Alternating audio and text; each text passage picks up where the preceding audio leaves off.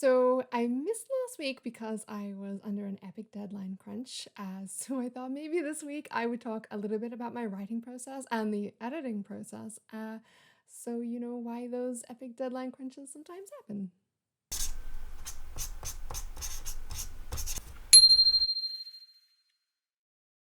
So this particular deadline was for the structural edit of We Lie with Death, which is the second book in the Reborn Empire series after We Ride the Storm. And because it was all ready to be self-published, I've had a slightly different process with this one as I've had from the ones that had already been released or the ones that haven't yet been released. So it's not actually a really good example of my writing process. So I guess I'll just go right back to the start. I do find it really frustrating when I see people say that you're either a plotter or a pantser or a gardener or an architect, depending on which framework you want to use, and not really consider that different books need different things and different situations require different things. So, for a first book of a series, like when I was writing We Ride the Storm, I'm a total pantser, gardener, whatever you want to call it. I don't sit down and plot anything. I don't have any idea of the direction that it's going with. I don't even have an ending in mind. I sit down, have some characters that I have some very vague knowledge of, and I just start writing. And I discover the characters and the story as it's going, and I'm often going, oh, that's what's going to happen. Exciting! And being really thrilled with it myself. You know, it's quite a fun process the first time. But by the time I've reached the third book, which I'm currently writing, We Cry for Blood, I need a plan because I need to know that I'm going to be able to reach the end of the story at the end of the fourth book and have hit all the right beats and hit all the right notes and understand that this is the way the story ends because I'm going to start running out of time to course correct if I don't. And I don't find that it's all constraining to the story at this point to have a really strong plan of where I'm going with it because I already know the characters and I allowed the story to evolve in the first two books. So having a plan now just feels like easy extrapolation of what I already had. But for some people, that planning process, that extrapolation process, is the same discovering joy that I had during my extremely pantsed first draft of the very first book. So, you know, everybody's a bit different, but I do find that I change what I need to do as I go through books in a series. So everyone's really different in this, but personally, I find the first drafts are really quite easy. I don't get too hung up on wondering if I have got it exactly right. I'm not a perfectionist on a first draft level. I usually am just trying to really get the feeling of it down, the heart of it down, the story, the character arcs, understand what's going on. You know, it's a bit of a process of discovery, even when you have got a plan in place. You're still learning new things, and so it's getting all of that down so that you can then hammer it into excellent shape when I hit the structural edit. So, you know, being able to kind of bang out about 20 to 25,000 words in a week on a first draft isn't too much of a stretch. And so, you know, I really quite enjoy that process of still discovery and getting it all down and being excited about it. You know, it doesn't, first drafts never feel quite so much like work. Unlike structural edits. I hate structural edits. Okay, hate is maybe a little bit strong. I have very strong feelings about structural edits. They are both amazing things to do and extremely exhausting. So once the first draft goes in to my editor, they will get it back to me with this entire letter of questions and thoughts and ideas and you know, dot points of things that didn't quite work out, whatever comes to their mind, you know, going through things that they want to see more of, all that kind of stuff. And the day that arrives, I call punching day because reading through that letter and then skimming through the manuscript, reading all of the comments, is a little bit like death by a thousand cuts. It's just being punched over your creative endeavor. And, you know, and it is a little bit depressing. having to read why, why, why. That doesn't work. Why did they do that? You need to communicate this better. Can we have more of this? And, with the very, very occasional, "Ooh, I love this," which you cling on to and don't delete the comment of because you want to keep seeing it every time you go into the manuscript. Um, so punching day is always a little bit awful. But I find that after that, you get an enthusiasm because you can start to see how you can solve these problems and you start to get excited about how you can peel apart the layers in your manuscript and fix this little bit in here and how much it will change and make everything beautiful around it. It's kind of like, planting in new seeds and working through. But then you actually have to do it. And the doing of it is exhausting because it's not just writing fresh words. It's not just fixing the occasional lines here and there. It's not fixing the order of the words. It is really deep character fixing, really deep motivational fixing. It really is peeling back all of these layers to, you fix a little motivation in here. But as you put the layers back, they don't quite fit anymore, and you have to cut there and stitch here and glue that bit, and you can spend like an entire day on one page just trying to fix that little thing, and you can just stare at it, and it's so tiring. And that's why I hate structural edits. They're really, really rewarding, but I hate them because they're tiring. So clearly for me, structural edits are definitely the hardest part of doing all of this. And after you've done the structural edits, so normally I've been getting about 5 weeks to do structural edits, and I find that works out pretty well. I don't feel I'm pushing too hard on those ones when I get 5 weeks. Less than that, well, the couple of books that I had less than that was really quite painful, but let's just not talk about that. And then it goes back to my editor, and I get to get on with some other project, and then it will return as line edits. Now, line edits still come from my main editor, and they are similar stuff, but usually it is, yes, you have fixed this well, or no, you haven't, and this hasn't quite been communicated. It's smaller stuff, they're easier fixes mostly. And some things that are just genuinely line edits, like this bit slows the pace, you don't need this bit, those kinds of things as well. So that is usually a bit faster, easier, not quite as heavy. You start to get the feeling like maybe you've got this book heading in the right direction and you're starting to feel good about it again, maybe occasionally. So after line edits go back, that is actually where my main editor at Orbit signs off on it. So from there, it goes to a external copy editor. This is someone who has never read the book before. They've read my previous book, so there's a continuity of story understanding, but they haven't read this particular book, so they're able to pick up on all kinds of consistency errors and issues that I would not have seen because I have been so in deep of this thing working that I haven't seen all my own little stitch marks that might still be present.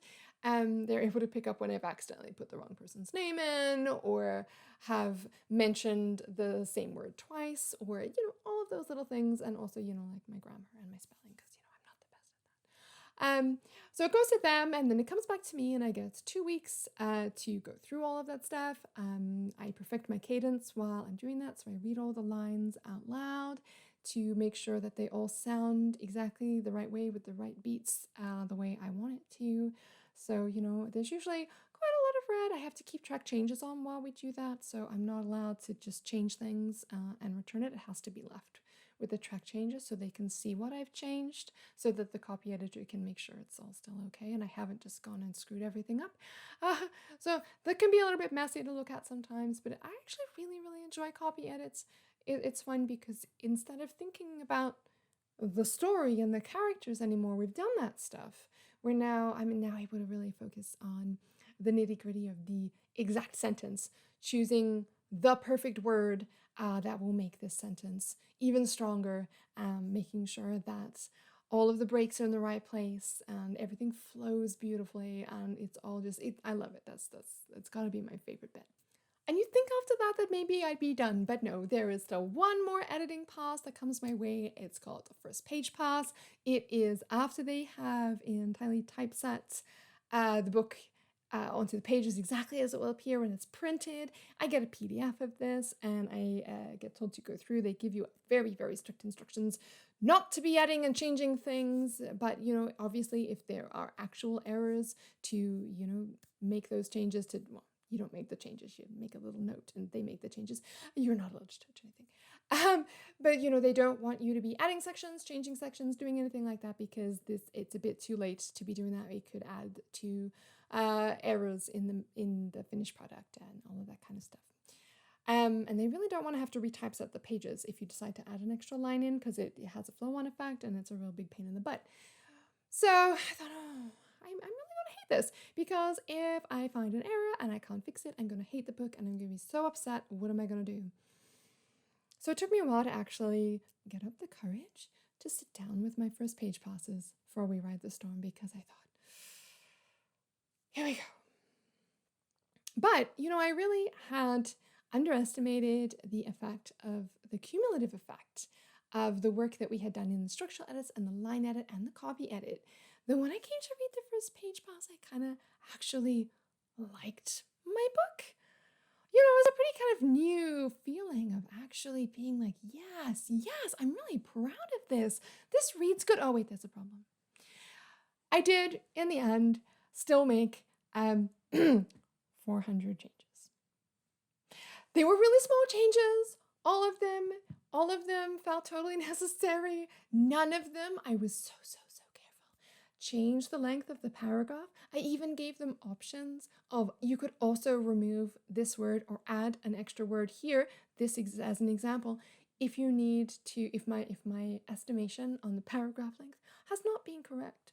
I was so precise with it, but I really felt that those 400 little changes, it's almost one change per page, made quite a significant difference to the final quality of the prose. So I just couldn't let them go. And they probably hated me, but nobody yelled at me yet. So like I said earlier, it can be a little bit different depending on whether it is a first book or a third or fourth book in a series.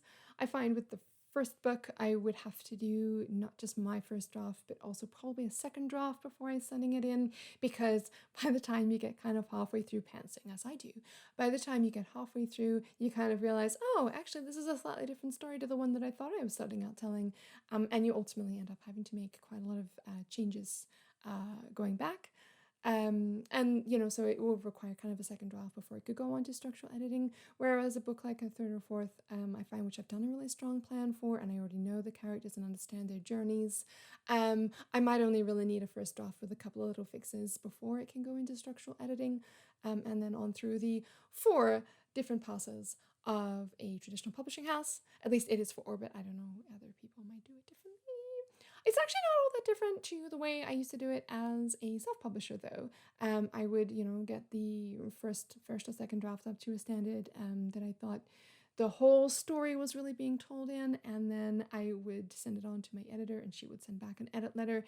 We kind of more did it as a structural and then a copy edit and then a proofread. But it really kind of still worked in the same way, where we would work on all of the really big stuff and then the little stuff and then the really teensy-tiny stuff to make sure that we weren't letting any errors get through. As for other things like using beta readers, I don't actually use beta readers all that much anymore. I used to a lot with my early novels and my very many trunk novels that will never see the light of day.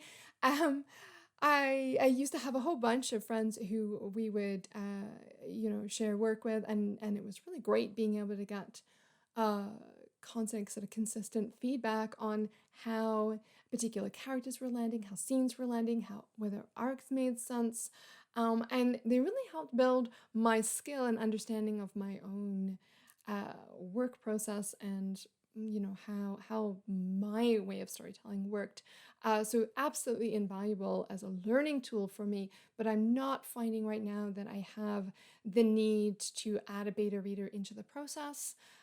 So much I'm really able to just trust in my editors to be able to guide me in the right direction. But that might change in the future, who knows? I do have sounding boards though, so people who I can talk to about ideas and through character arcs and stuff, just when I'm, throwing ideas together or trying to understand where I'm going with something. That's super duper helpful. I do that a lot.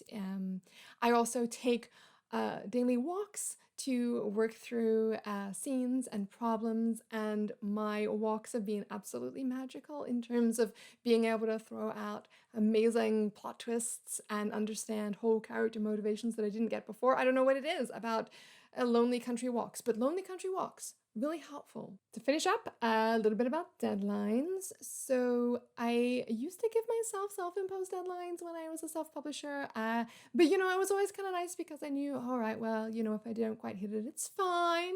It's fine. I can just message my editor and it's fine. Now it's a little bit different. I kind of work for someone now and there's a deadline. And if I'm not going to meet the deadline, I really need to let them know ASAP because it puts out their entire schedule and it is problematic. So now I have much more of a desire to hit those deadlines. I mean, I always desired to hit the deadlines and generally I did anyway, but now there is that little extra bit of pressure. And some of my deadlines, just because of the whole 7-book thing, has been really quite tight. And really difficult to do. I'll talk about that on another time. But it does mean that I do push a bit harder to make sure I hit those deadlines. And it can kind of add just that little bit of extra pressure that maybe you do need and maybe you don't need, just depending on the situation. I find it extremely tense in structural edits because they are so exhausting that when you also add the pressure of a deadline and you can see that date coming, tick, tick, tick, tick, it's, that's a bit stressful. Whereas, I find it is really very useful in a copy edit stage where because you're just working on exactly this number of pages and you're unlikely to add large amounts of content, you can go, all right, I've got 2 weeks, take the page count, divide by 14. This is how many I need to do each day. And it becomes a really easy, right, that's it, that's work done for the day. Great, I can go and work on some other kind of creative thing. And you don't really feel quite the same need to work yourself into the ground to get those done. So it's really nice having a set deadline for those because I know I'm the kind of person that if I didn't have a set deadline for that, I probably would try to hammer it out in 5 days, absolutely killing myself to do it because I just like to get stuff done. Whereas in that case, the deadline actually allows me to kind of stretch it out a bit, which is quite nice. So as a general guideline for how my deadlines work, I have about 5 weeks per structural edit, 2 or 3 for a line edit, depending on what needs doing, 2 for a copy edit, and it's meant to be, I think, 2 for a first page pass, but the first time I did it for We Ride the Storm, I ended up with an entire month because it was over Christmas. So as I said, I just handed in the structural edit of We Lie with Death. I am currently writing the first draft of We Cry for Blood, the 3rd book in the Reborn Empire series. It's due on the 1st of June, and it's looking pretty good to hit that, so that's exciting. So I guess that's about it for this video. That's my writing process in a nutshell. Everything from my extremely pantsed first books to my very plotted 3rd books and all of the love-hates I have with the various editing processes for each one. So if you have any questions, put them in the comments below and I'll get to them when I can. And otherwise, I guess that's it until next week. So